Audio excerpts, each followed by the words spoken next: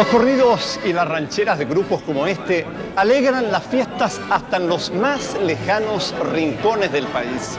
Este amor por la música mexicana se instaló en el corazón de los chilenos al llegar los años 40 y se quedó para siempre.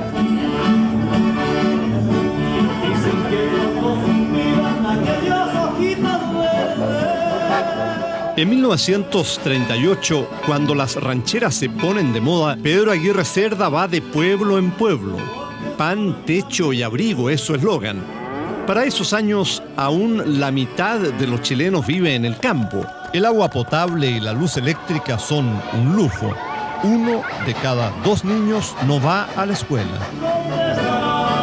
El futuro presidente promete cambiar el rostro de Chile con más educación, más industria y mayor bienestar. Hace unos meses que mamita se murió. Pero, como en una triste canción mexicana, los sueños y las promesas de Pedro Aguirre Cerda se enfrentaron con una serie de impredecibles y devastadores obstáculos antes de que pudiera terminar su mandato.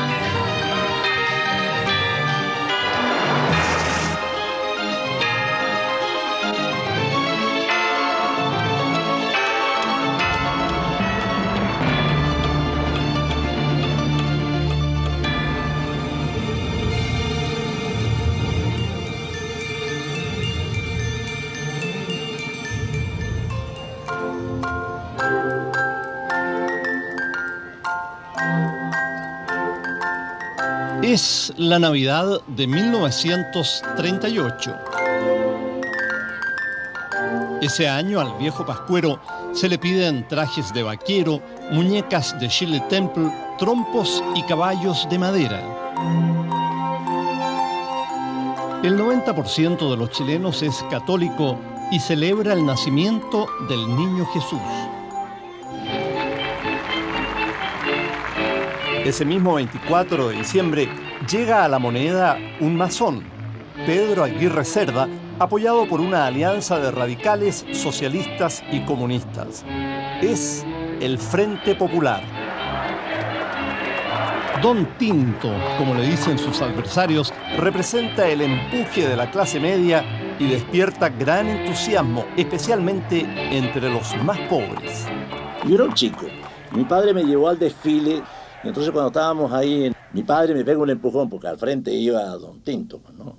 Saludando así con su sombrero. Y yo entonces aparecí empujado y me encuentro con Don Tinto que me da un abrazo, y yo le doy un abrazo a Don Tinto. Y era bajito, parecía una botellita de vino tinto, le faltaba la etiqueta. Yo en ese entonces tenía 12 años. Para muchos esa Navidad trae nuevas esperanzas, pero para otros grandes amenazas. Todos tenían miedo de que el radical llegara a la presidencia, como que se iba a perseguir a la gente, que se iba a matar a la gente, escapaban.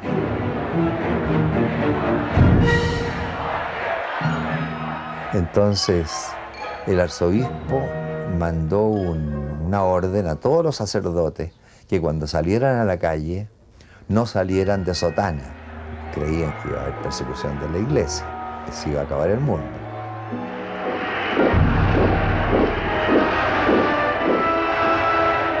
En Europa, la guerra es inminente y la gente se prepara para lo peor.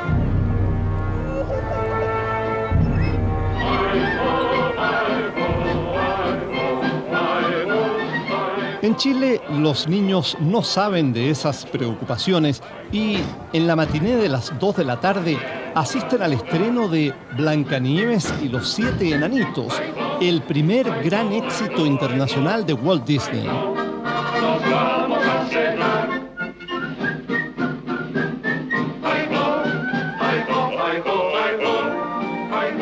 Las caricaturas son la pasión de los niños de la época que devoran las historietas que aparecen semanalmente en las revistas infantiles.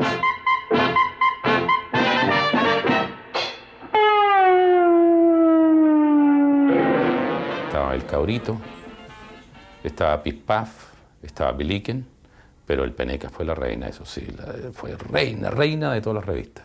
Extraordinaria. Nacido en 1908, el Peneca es todo un suceso.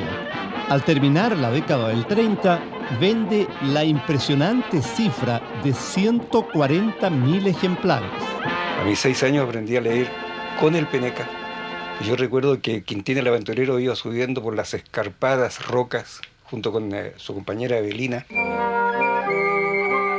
Y salían un cuento en seriales, que era de un detective que se llamaba Sexton Blake, que era la delicia de uno. Lo recuerdo con mucho afecto. Por ahí cuando me meto en alguna librería de viejo y encuentro un Peneca, hasta me quiero emocionar un poco. Sin hijos propios, el matrimonio de Pedro Aguirre Cerda y su prima Juanita demuestra gran preocupación por los niños chilenos. El mismo 25 de diciembre, un día después de llegar a La Moneda, Juanita instaura la Pascua de los Pobres, en la que reparte 200.000 juguetes.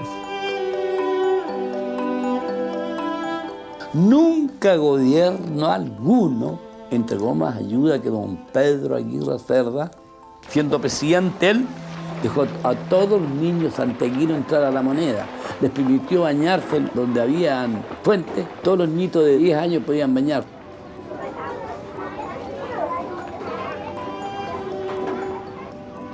En lo espiritual, las garantías de libertad respecto a la... Gobernar es educar. Se convertirá en el emblema de Pedro Aguirre Cerda. Es profesor de castellano y viene decidido a aumentar la matrícula y modernizar la enseñanza. Y capaz disponga los destinos de la República sin otra mira que el interés nacional. En las escuelas se enseña de memoria y muchas veces resulta más importante obedecer que aprender. Cuando era una falta muy grave, entonces había arresto en una pieza oscura todo el día y sin dar de comer. Habían castigo. Detrás del pizarrón y su varillazo por debajo. Cuando nos portábamos mal, que generalmente nos portábamos mal. La mismísima Gabriela Mistral, cuando aún era la pequeña Lucila, había sufrido en carne propia la rígida educación de principios de siglo. Ella estaba repartiendo unos cuadernos y pensaron que ella se los había llevado, que en vez de que ella los repartía, porque pensando en su monte grande, que lo que necesitaba uno era de todos, lo debía haber repartido, y sencillamente la tacharon de ladrona y la quisieron echar o la echaron de ese colegio. Al ser acusada de ladrona, Lucila es atacada a peñascazos por sus compañeras. Y a Gabriela eso nunca se pudo olvidar, de una cosa tan injusta, tan terrible para ella. Hay que ver que Gabriela no es como usted ni como yo, que somos personas, yo creo, somos normales. Ella era muy sensible. Yo no quiero que a mi niña la vayan a hacer princesa, con zapatitos de oro, cómo juegan las praderas. Y cuando llegue la noche a mi lado no se acuesta. Yo no quiero que a mi niña la vayan a hacer princesa. Y menos quiero que un día me la vayan a hacer reina. Como para sanar su dolor, la joven Lucila se hace profesora y se dedica a la poesía, adoptando el nombre de Gabriela Mistral. Sus clases son mágicas, amenas y cautivantes, y su poesía comienza a leerse en todo el mundo. En 1945, ante el rey de Suecia y la florinata de la inteligencia mundial, Gabriela recibirá el Premio Nobel de Literatura. Que mi dedito lo cogió una almeja y que la almeja se cayó en la arena y que la arena se la tragó el mar. Después de numerosos años de ausencia, Gabriela Mistral vuelve convertida en la primera mujer hispanoamericana en ganar el Nobel. De tierra sacamos del mar. Novedad de un dedito de niña, la que esté manca lo venga a buscar. Que me den un barco para ir a traerlo. Y para el barco me den capitán. Para el capitán que me den soldada. Y que por soldada pide la ciudad. Marsella con torres y plazas y barcos de todo el mundo la necesita.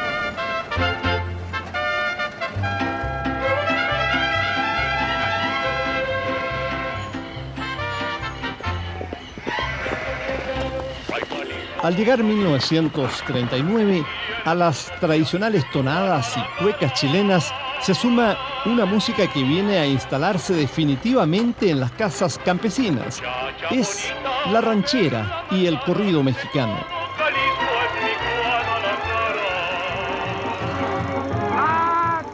Pásenle, córrenle.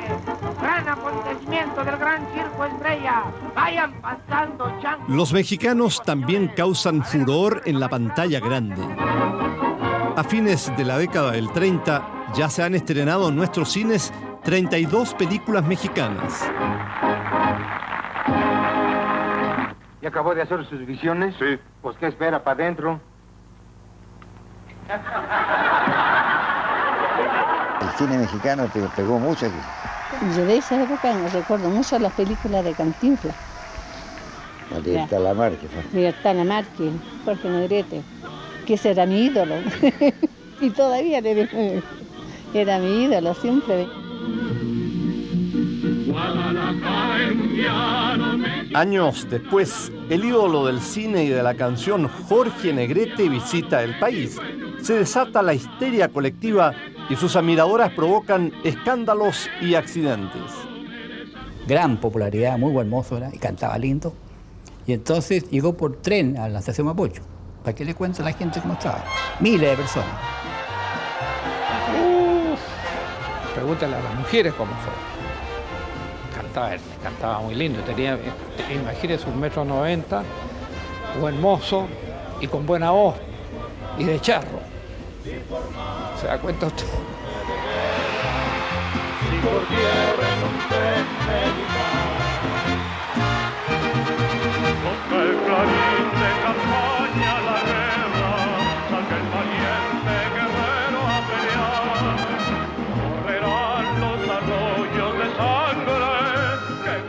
Es el 24 de enero y en Chillán todo el mundo quiere ver La Sandunga, el último estreno del Teatro Municipal. Era una calor infernal. Y a mí me fueron a buscar a la tienda donde yo trabajaba, mi amiga. Así que fuimos el horario de las 9.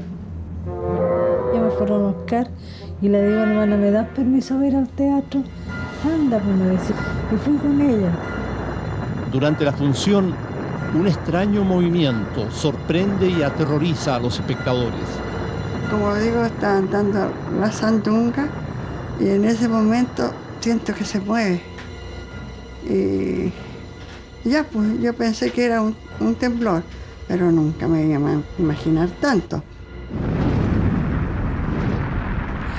Entonces empezó el terremoto suave, pero después empezó así. Nadie se sostenía.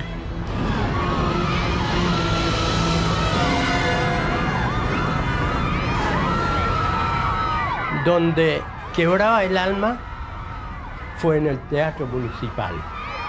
Toda la techumbre cayó en la platea. Salí del teatro y empecé a gritar y no sabía dónde estaba, porque era en puro escombro. Por las gradas corría la sangre.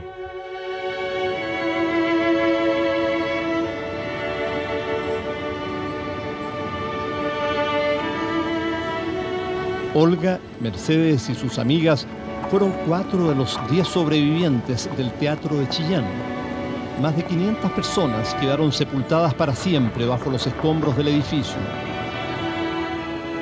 CBT Chillán, locutor de turno, decía, la familia Valdebenito, todos muertos. La familia tanto, solamente muertos los abuelos. La familia tanto, murió la guagua. Todo el día era como una pesadilla. Hubo prácticamente una cadena a las 24 horas del día en que transmitían desde Chillán y Concepción.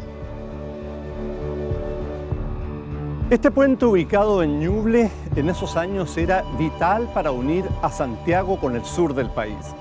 Esa noche triste del año 1939 también se vino al suelo, con lo cual Chillán y el sur de Chile quedaron casi completamente aislados. El presidente Aguirre Cerda, al enterarse de la magnitud de la catástrofe, decidió venir personalmente a Chillán para organizar la ayuda, dar aliento a las víctimas y asimismo iniciar de inmediato las tareas de la reconstrucción. Yo estuve con él en la Plaza de la Victoria y andaba con la señora Juanita, la esposa. Pero sí era una lamentación terrible. Yo lloraba él mismo con la señora Juanita. Fue terrible, ¿no?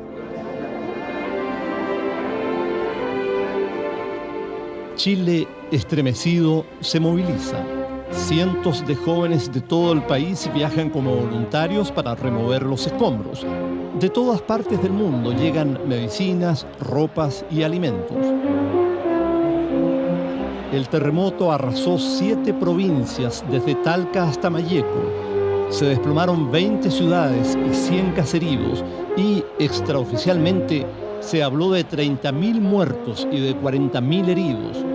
Nunca en el siglo murieron tantos chilenos durante un terremoto. Dios supo cuidarlos nomás, porque si no hubiera sido, más de alguna habíamos muerto. Hoy en día prácticamente todos los hogares chilenos cuentan con luz eléctrica. El 60% de esa energía proviene de represas como esta. La situación era completamente distinta hacia fines de los años 30, cuando la mayoría de los chilenos se alumbraba con velas. El terremoto de Chillán tuvo graves consecuencias, pero también impulsó la industrialización del país y con ello la masificación de este milagro que es la luz eléctrica. En los alrededores de las ciudades, acentuando así las diferenciaciones sociales. En mi concepto, el empleado y el obrero deben vivir en el interior de las ciudades, de manera que la clase trabajadora se sienta como un componente social tan digno y respetable. Tras el terremoto, Aguirre Cerda obtiene facultades extraordinarias y en abril de 1939 crea la Corporación de Fomento de la Producción, Corfo. Más tarde pone en marcha un plan de electrificación. Así nacería la Empresa Nacional de Electricidad, Endesa. Atención, rubias y morenas, escuchen todas este refrán. Sintonicen todas esta radio. Es la época en que los artefactos eléctricos empiezan a masificarse en los hogares chilenos. La radio se transforma en la gran ventana que nos conecta con el mundo. Que a las chicos dice su pasión, que moderno es el amor por radio.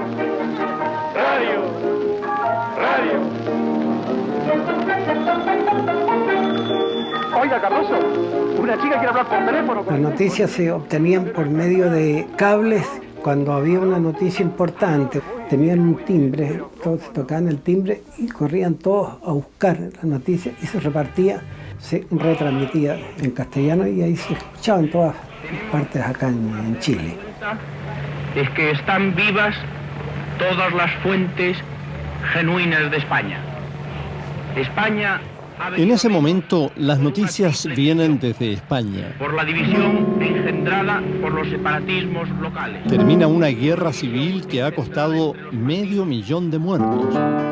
Entre ellos ha sido fusilado el poeta y dramaturgo Federico García Lorca, amigo del joven poeta chileno Pablo Neruda. Frente a vosotros he visto la sangre de España levantarse para ahogaros en una sola ola de orgullo y de cuchillo. Con España en el corazón, la poesía de Neruda se llena de luchas y dolores. Venid a ver la sangre por las calles. Venid a ver la sangre por las calles. Venid a ver la sangre por las calles.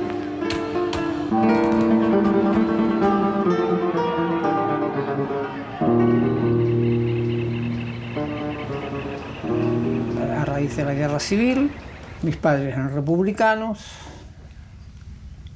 se perdió la guerra, hubo que salir apresuradamente para Francia.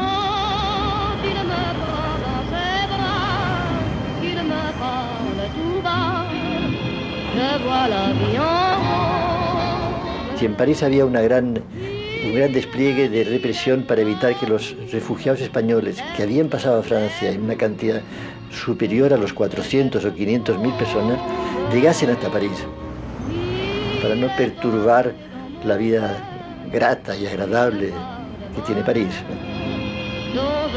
Enviado por Aguirre Cerda, Pablo Neruda llega a Francia para traer refugiados republicanos a bordo de un viejo barco de carga, el Winnipeg. Neruda en persona se encarga de seleccionarlos. Me acerqué a la embajada de Chile y al segundo o tercer día que llegó Neruda a París a hacerse cargo, de manera que yo fui de las primeras personas que pude entrevistarme con Neruda, que no conocía, claro. Vestía muy tropical, traje ligero, color claro, me parece que usaba sombrero de estos de Panamá. Me parece que habló con cada uno de los 2000 y tantos que embarcaron. Por esos mismos días, en el puerto de Hamburgo, en Alemania, otro barco, la motonave chilena Copiapó, también se encuentra lista para zarpar. Su misión es sacar a los chilenos de Europa antes de que empiece la guerra. Pero el capitán también decide salvar la vida de judíos alemanes perseguidos por los nazis. La cosa era bastante difícil y hemos considerado que era muy importante salir lo más pronto posible. Nos avisaron en la noche que hay un pasaje disponible para la Copiapó, pero tendría que llegar inmediatamente a Hamburgo. Yo, como era un joven de 17 años, no tenía miedo y me atreví de embarcarme con 100 pesos chilenos y una maletita chica. En Hamburgo, 100 pasajeros chilenos y 50 judíos logran abordar el Copiapó. Cuando la nave está a punto de zarpar, la Gestapo ordena que todos los pasajeros judíos bajen a tierra. Y el capitán dijo, no se preocupen, si ustedes quieren viajar y ustedes quieren viajar, yo me comprometo a subirlos a bordo, sea como se sea. La firme determinación del capitán del barco, Roberto Muñoz, permite que, al final, la Copiapó zarpe con todos sus pasajeros a bordo. Cuando el barco zarpó, una vida nueva. Uno nació de nuevo. Uno tenía esperanzas. Uno vio el cielo celeste. Era diferente. Casi en igual fecha, el Winnipeg parte de Burdeos con 2.000 refugiados españoles. Para mí el viaje fue una verdadera aventura. Yo tenía 13 años, ayudaba a servir la merienda, a servir el desayuno. Yo gocé de todos los momentos.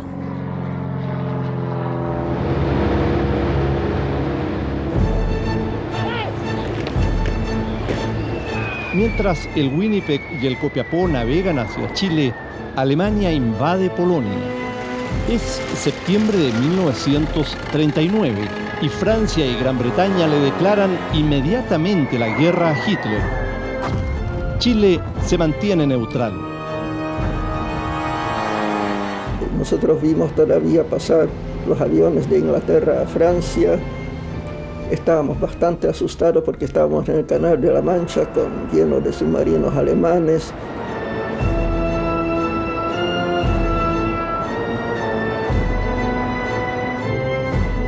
Y ahí nos tocaron esos 2 o 3 días que viajamos a luces apagadas en la noche, porque se suponía que en cualquier momento se iniciaban las hostilidades y podían haber submarinos que torpedearan el barco y todo esto.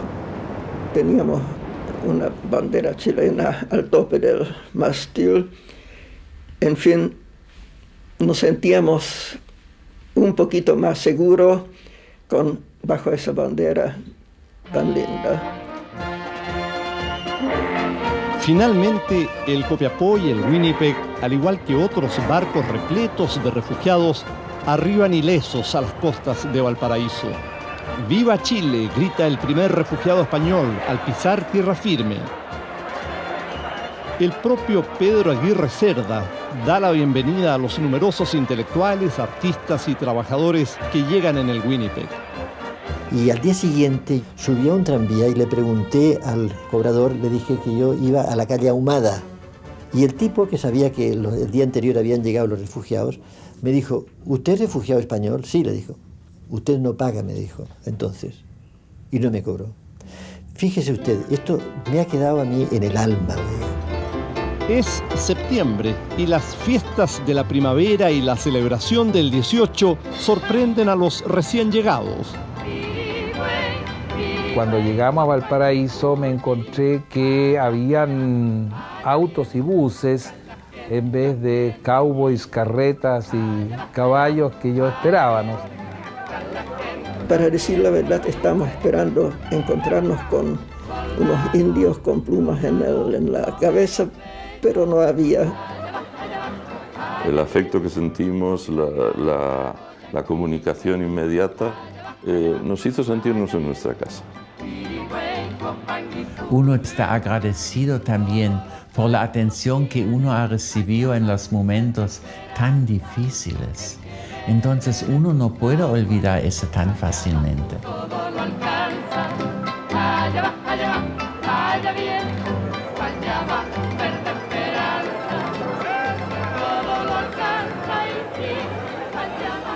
Mientras en Europa la guerra ya cobra miles de víctimas, en la lejana región austral de Aysén, la epopeya de la colonización causará una de las mayores catástrofes ecológicas del siglo.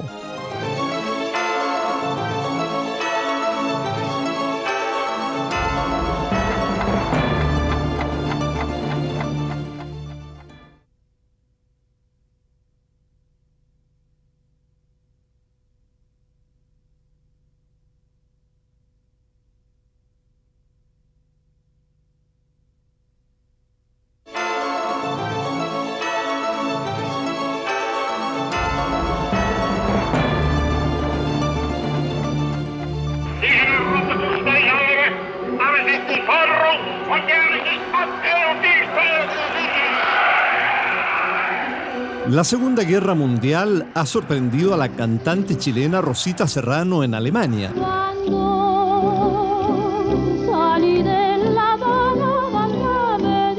La llaman el ruiseñor chileno.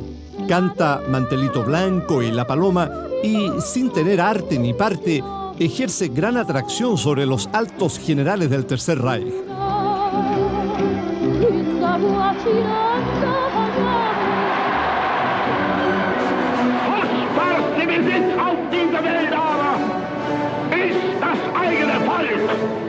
En tanto, en decenas de campos de concentración se ha iniciado uno de los peores genocidios de la historia de la humanidad, el Holocausto judío.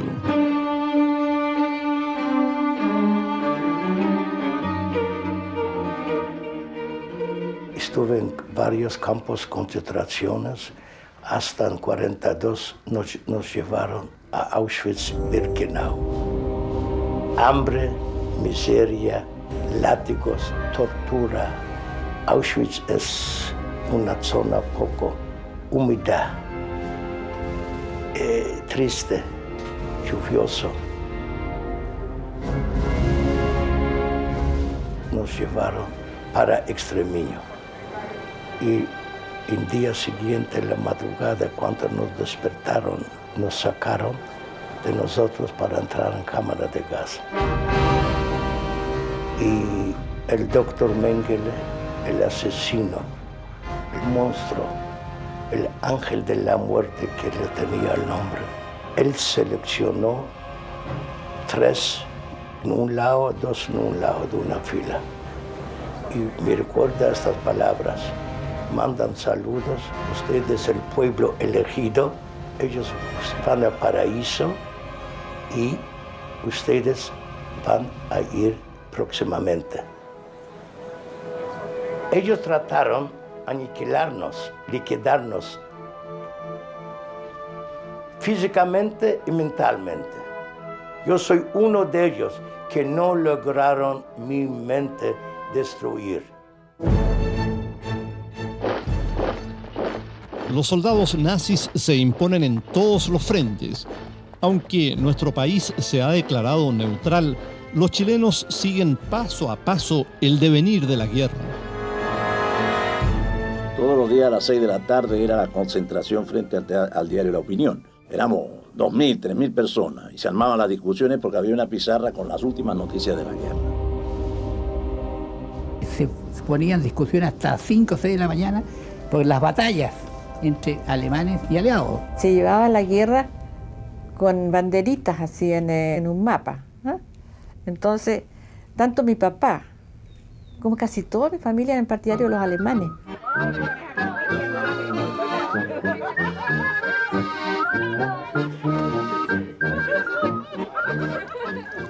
El gran número de colonos alemanes concentrados en los pueblos del sur de Chile despierta sospecha. Circulan rumores que hablan de una red de espionaje alemana e incluso de una quinta columna progermana para tomarse el poder en nuestro país. El cronista Joaquín Edwards Bello, Premio Nacional de Literatura y Periodismo, comenta con su agudeza característica estos rumores. Creemos vergonzoso para nuestra América el hecho de creer que unos agricultores alemanes, fabricantes de cerveza, cecinas, jamones y patos con chucrut, podrían apoderarse de nuestra tierra. Bastaría el concurso armado del Cuerpo de Bomberos de Melipilla para correrles. Joaquín Edwards Bello. En las primeras décadas del siglo XX, una oleada de colonos había iniciado una nueva aventura, la conquista de Aysén. Entre ellos iba el explorador y documentalista alemán Augusto Grosse.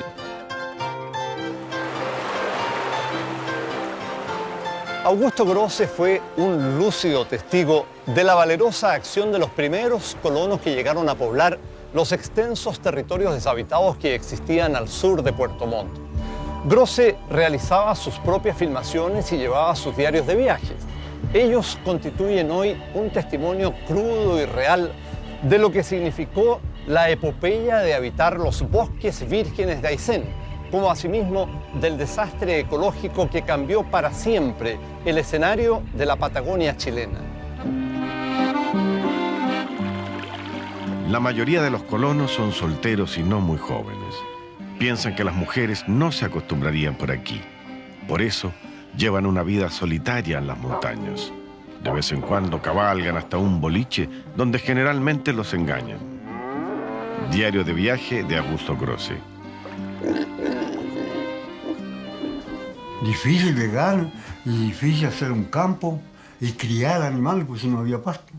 Donde quiera que sea que la gente llegaba, encontraba los campos solos, pero había que enfrentar a la naturaleza nomás con el hacha y los pulmones nomás. Bueno, la gente la construía, se puede decir, las casas de canoga más que nada, para los partidos, había mucha madera, había mucho bosque. Tendría que ser valiente y no tener delicadeza para ninguna cosa.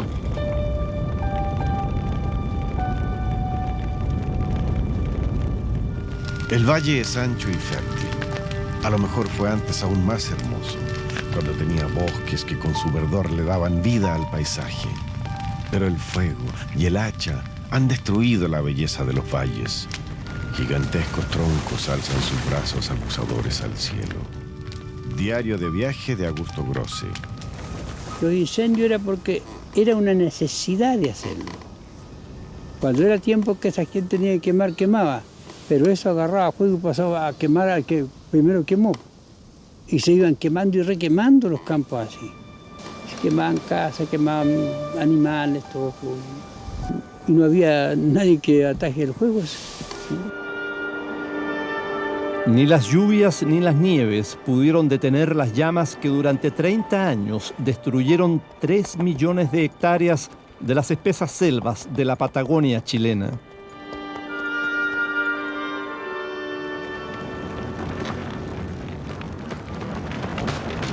Los santiaguinos de 1940 no saben de la catástrofe ecológica en los bosques de Aysén, pero se impactan con un incendio cinematográfico.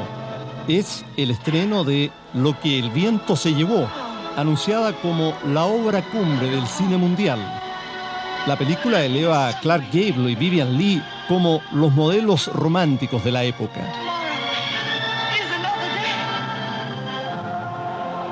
Y la película fue un éxito loco. Había que hacer cola a los cines, porque los días viernes, sábado y domingo estaban agotadas las entradas.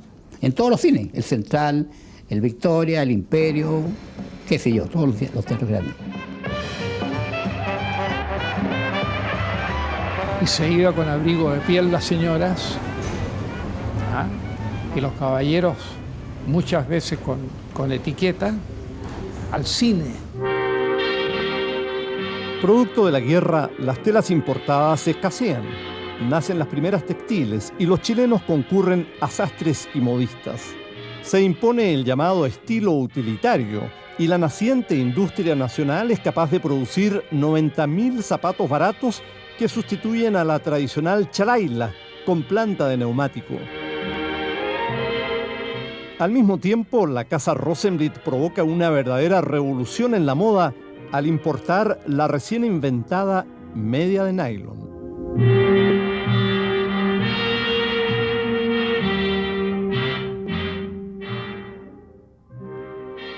Bailamos chic to chic. ¿Sabes lo que significa? De caritas pegadas, agarraditos, así. Era la época de los blues. Blues significa los tristes, los bailes tristes, bonitas canciones americanas románticas. Pero después vinieron los bailes tropicales, ya empezamos a descoyuntarnos un poco. Las fiestas y los bailoteos con orquestas en vivo son costumbre de fin de semana. El swing, derivado del jazz, y especialmente la conga o el mambo, animan a los jóvenes que bailan incluso la noche entera.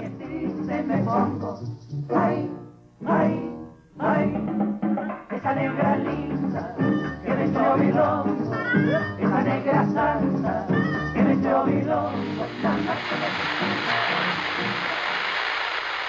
Arturo Godoy. Jam-packed for this international heavyweight title fight between Joe Louis, the world champion, and Arturo Godoy, champion of Chile.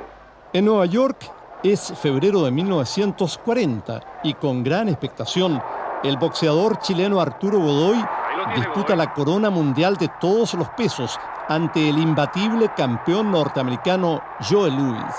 No puede salir pegando Joe Louis.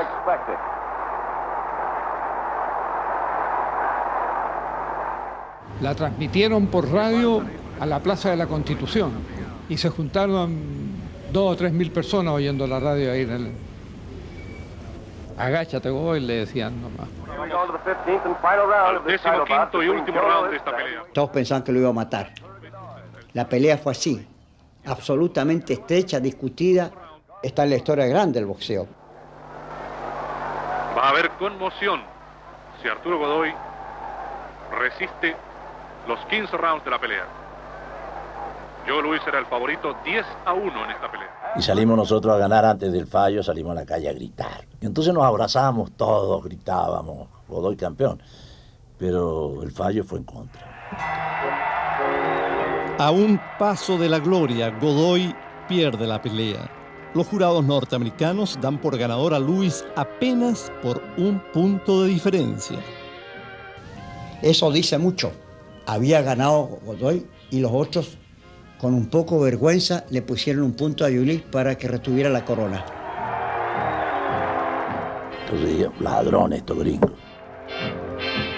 4 meses después, la revancha se realiza en Chile y, aunque Godoy pierde esta vez sin apelación, el gladiador iquiqueño queda para siempre en la memoria de los chilenos. En 1941, un terrible suceso golpeará al país. Víctima de una enfermedad entonces incurable, veremos debilitarse y morir al presidente.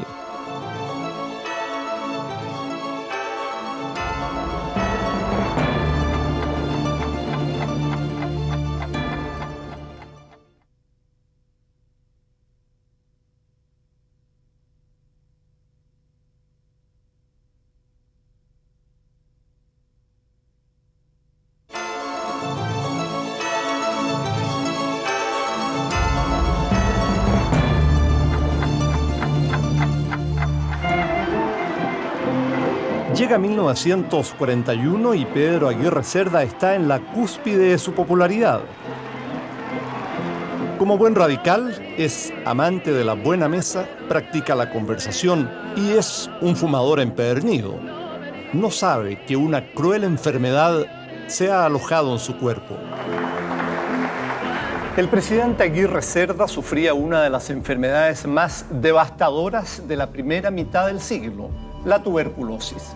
Gracias al descubrimiento y la aplicación masiva de antibióticos y vacunas, esta enfermedad se ha podido controlar. Hoy, el 99% de los niños chilenos es vacunado al momento de nacer y se calcula que solo unas 300 personas mueran en el país cada año víctimas de esta enfermedad. La situación era completamente diferente a principios de los años 30 y, de hecho, entre 1900 y 1932, más de 200.000 personas murieron en Chile víctimas del bacilo de Koch. Fíjese que la tisis era en esa época un cáncer contagioso. Así que usted tenía un pariente con tisis, su marido, su madre, su padre o un hijo, tenía que tener toallas especiales, cubiertos especiales, platos especiales, o recluirlo en algún sanatorio. Yo en mi familia hay 3 muertos de tuberculosis. Un chico de 18 años, una chica de 18 años y otra chica de 17 años de la tuberculosis. La tuberculosis era sentencia de muerte. Por aquellos días aún no llegan los antibióticos a Chile y los tuberculosos son aislados en sanatorios cordilleranos. A pesar del fantasma de la muerte, muchos enfermos encuentran la amistad en los contrafuertes de San José de Maipo. Esa amistad, esa cosa tan familiar era muy agradable, porque el que menos estaba eran 6 meses, 8 meses, algunos hasta 2 años, en fin, entonces se daban las condiciones para tener una convivencia familiar. Al presidente se le acaba rápidamente el tiempo. Su dolencia lo obliga a dejar el gobierno y el 25 de noviembre de 1941 fallece. Fueron llevados sus restos desde La Moneda al Salón de Honor del Congreso Nacional, para ser expuestos a la vista del pueblo que tanto amó. Aunque Aguirre Cerda es masón, su esposa, ferviente católica, pide al arzobispo José María Caro que le dé la extremoción.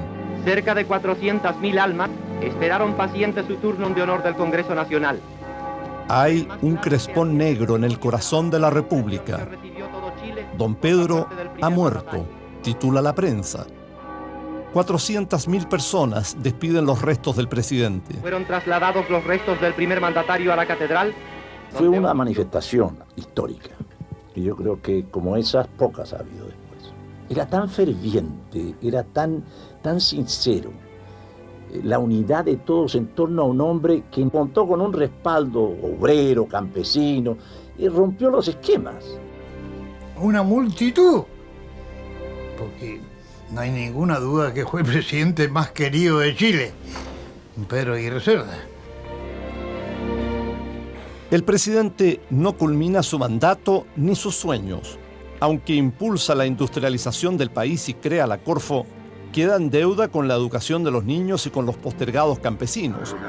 El propio Pedro Aguirre Cerda, antes de morir, ha dicho: lo peor es que el pueblo creerá que les mentí, que los engañé para ser presidente. Todo está perdido.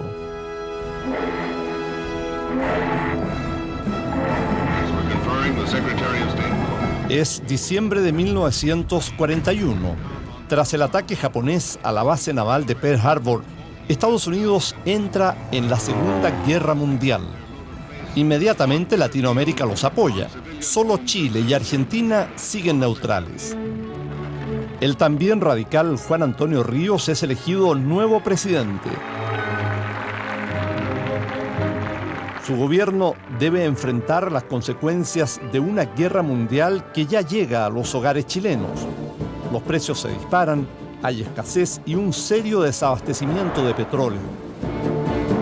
Debido a la guerra, los norteamericanos, dueños de las principales minas de cobre chileno, expulsan a los trabajadores alemanes e italianos y hacen simulacros de ataques aéreos por las noches.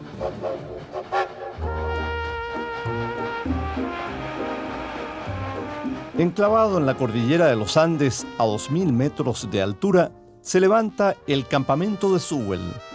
Es una verdadera ciudadela que crece junto al yacimiento de cobre más importante de la época, el Teniente. Al igual que en Chuquicamata y Potrerillos, aquí se nace, se vive y se muere. Yo tenía 13 años cuando llegué a Sewell. Y allá conocí a este señor, de joven. Y allá me casé con él. Como lo llevaba un buen joven y era muy buen mozo. Yo tenía 17 años. En los primeros años del siglo, empresarios norteamericanos han comprado el Teniente. Con los años la convierten en la mina de cobre subterránea más grande del mundo. Los gringos atraen a los trabajadores con beneficios nunca antes vistos.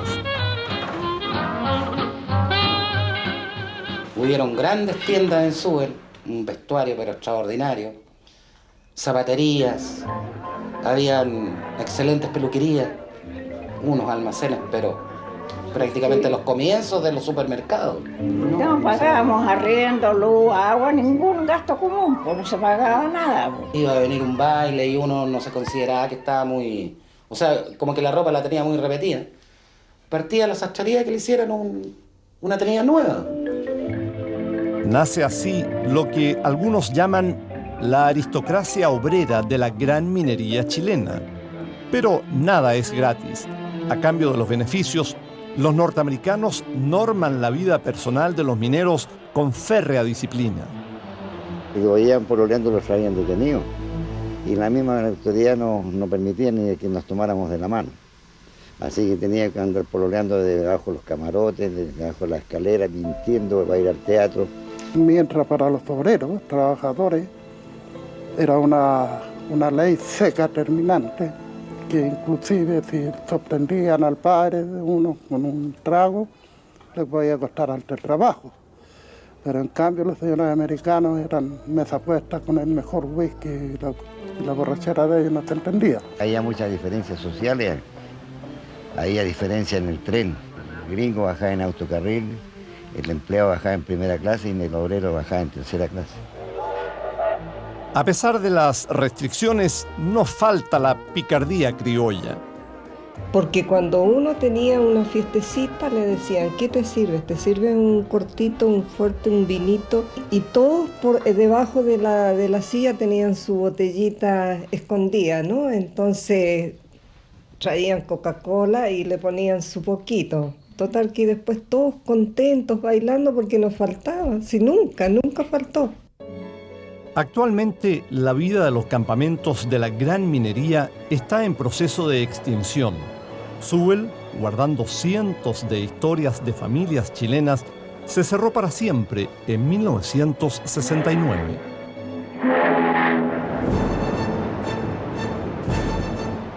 La Segunda Guerra llega a una de sus fases más críticas cuando, en junio de 1944, se produce el sangriento desembarco de tropas en Normandía. Los aliados recuperan París.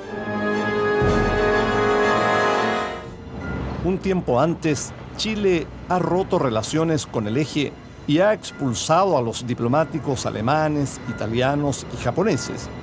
Aún no le hemos declarado la guerra a nadie. Sin embargo, la rivalidad se instala en los hogares, los colegios y las calles.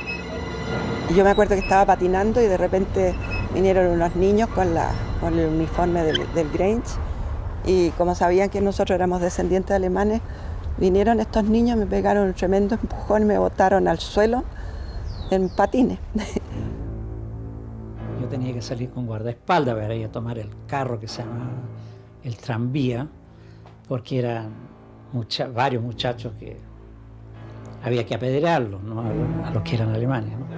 Para andar en calle, gente, ahí viene espía japonés, y se arrancaba y se metía dentro de casa y abría un poquito cortina y miraba a nosotros como delincuentes. Finalmente, en abril de 1945, el gobierno de Juan Antonio Ríos le declara la guerra a Japón. Nunca entramos en acción, pero igual tomamos prisioneros. Cuando Chile declaró guerra contra Japón, es orden del gobierno. Usted detenido y dentro de una semana tiene que ir a San Vicente de Tagua. Ahí tomamos chicha de esa zona. Y pasamos un requete bien.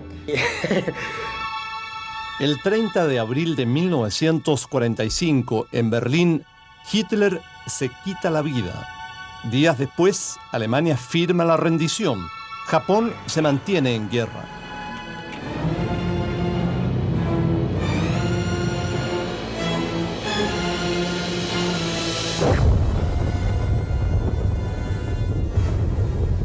Dos bombas atómicas, las primeras en la historia, arrasan con Hiroshima y Nagasaki.